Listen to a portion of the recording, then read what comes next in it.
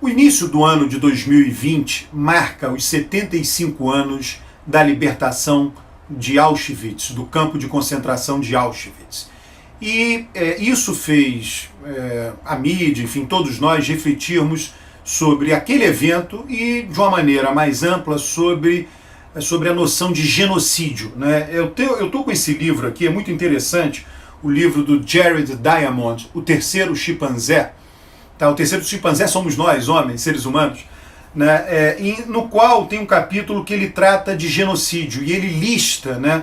Nós sempre pensamos o genocídio sempre como a perseguição dos judeus na Segunda Guerra Mundial, o assassinato, né? De 6 milhões de judeus, talvez mais do que isso, na Segunda Guerra Mundial pelo regime nazista de Hitler, e a perseguição, o assassinato de milhões de armênios pelos turcos. A gente sempre imagina isso, mas é interessante que o Diamond, ele lista o mapa do mundo aqui, olha, genocídios entre 1492 e 1900. São muitos genocídios. Ele põe o mapa do mundo e faz uma lista de genocídios. Em seguida, nas páginas seguintes, ele continua listando genocídios entre 1900 e 1950. Muitos genocídios. Genocídios entre 1950 e 1990, muitos genocídios. Inclusive aqui, entre 1950 e 90, o número 1 aqui, por conta, né, sei lá, da cronologia, é o Brasil, né, os índios brasileiros entre 1957 e 1968. Está aqui mais de 10 mil, afirma aqui essas bases de dados que o Diamond recorre. O que ele discute aqui é bem interessante, né? A dificuldade até de definir genocídio. Genocídio é matar um povo, né? Sídio de assassinato, genocídio de um povo, assassinato de um povo, por ser um determinado tipo de população. Quer dizer, não é uma guerra, você não foi agredido, não tem legítima defesa, tanto é que os genocídios se caracterizam por matar povos inteiros, homens, mulheres e crianças. Nenhuma criança cometeu nenhum crime para ser eliminada, para ser assassinada. Ele mostra que o genocídio muitas vezes não tem a ver com a quantidade de pessoas mortas. Tem casos de tribos norte-americanas que tinham lá 70 pessoas, ele cita isso aí. Tinham 70 remanescentes daquela tribo e os 70 foram assassinados. Aquilo foi um genocídio, um povo inteiro deixou de existir. Nos Estados Unidos, quando o país foi colonizado por aqueles que foram da Europa e lá se estabeleceram, havia 18 milhões de indígenas. Afirma-se que havia 18 milhões que ocupavam lá os Estados Unidos. E no final sobraram 1 milhão, então foi um genocídio de 17 milhões de indígenas, de pessoas que já ocupavam o território que hoje são os Estados Unidos. No México houve genocídio? Houve genocídio.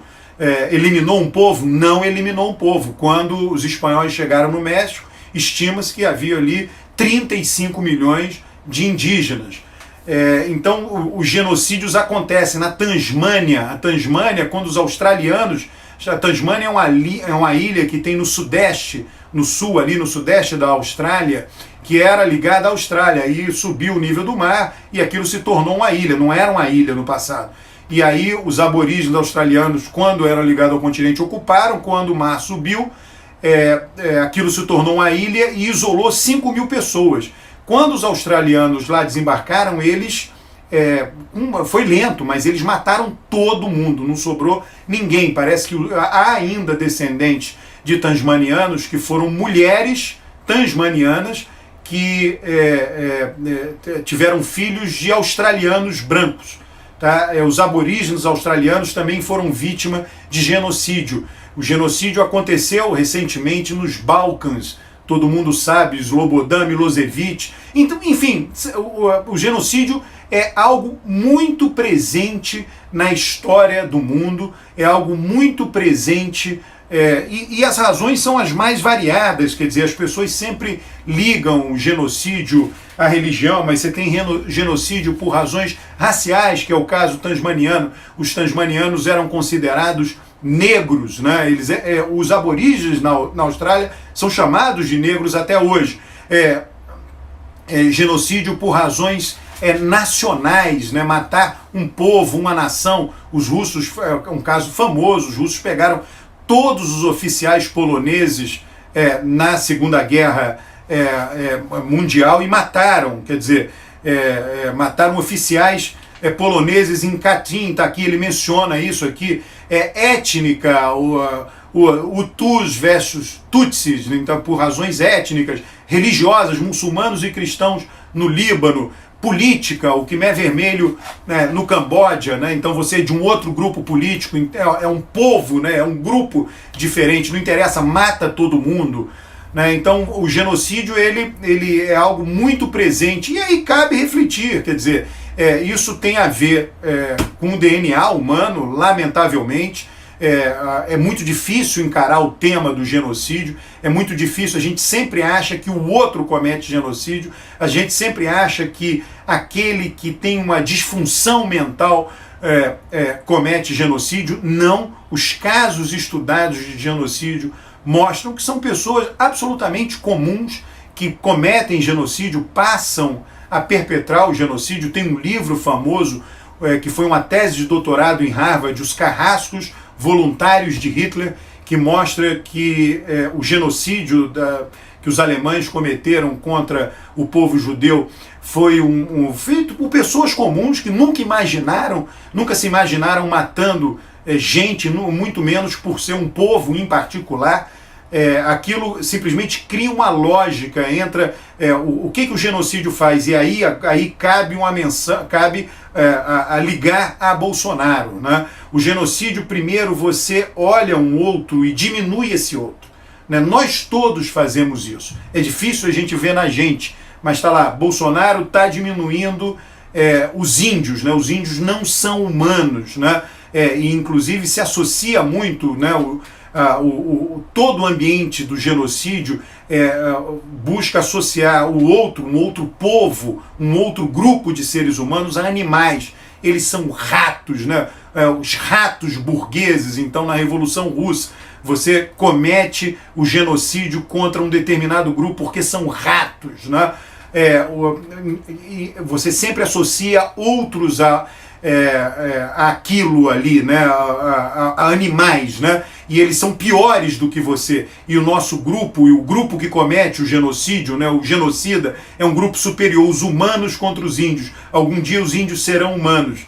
Né? É um grupo superior que vai lá e vai eliminar um grupo inferior. Né? Então, os revolucionários bolcheviques, na verdade, que são superiores, que sabem o fim da história, vão levar uma sociedade completamente liberta, a um mundo paradisíaco, né?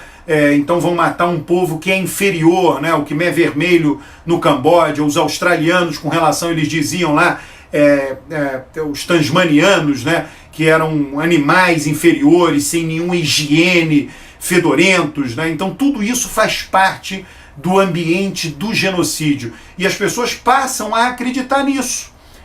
E aí são motivadas a cometer o genocídio por conta disso. Então a gente tem que estar muito ciente, muito preocupado com todos os momentos que Bolsonaro afirma que o homem branco é superior aos índios, aos indígenas brasileiros, e ele associa os indígenas a um povo inferior. Né? Nós temos aí, o mundo já mudou muito do genocídio dos indígenas no Brasil na época do regime militar para cá. Antropólogos estudaram nossas tribos indígenas, diferentes etnias indígenas. Existem inúmeros livros de antropólogos sobre isso. Eu estou com um aqui, enfim, em algum lugar aqui na biblioteca, que está na minha fila de leitura, do Eduardo Viveiro de Castros. A vida dos índios é muito complexa, a vida social dos índios é muito complexa, de nossas tribos. Nós temos muito a aprender, e os antropólogos já escreveram sobre isso. Nós precisamos, evidentemente, ler os livros de nossos antropólogos acerca, com os índios, não que nós iremos adotar coisas que eles fazem, enfim, que cada um é socializado dentro de uma cultura, mas nós podemos nos inspirar em várias coisas, como cosmologias indígenas, enfim, inúmeras coisas que os indígenas têm para nos ensinar. né? E hoje nós já avançamos ao ponto de termos maiores condições de conviver com povos diferentes, né? E por isso que nós temos que encarar de frente a possibilidade de genocídio no Brasil e de genocídio indígena. E, de novo, o genocídio não tem a ver com a quantidade de pessoas mortas. A definição de genocídio é complicada, mas tem a ver com o objetivo de matar pessoas porque elas são simplesmente de um determinado povo. Matar 50, 70, 20, 10 indígenas, homens, mulheres e crianças, com o objetivo de eliminar aquele povo, é sim genocídio.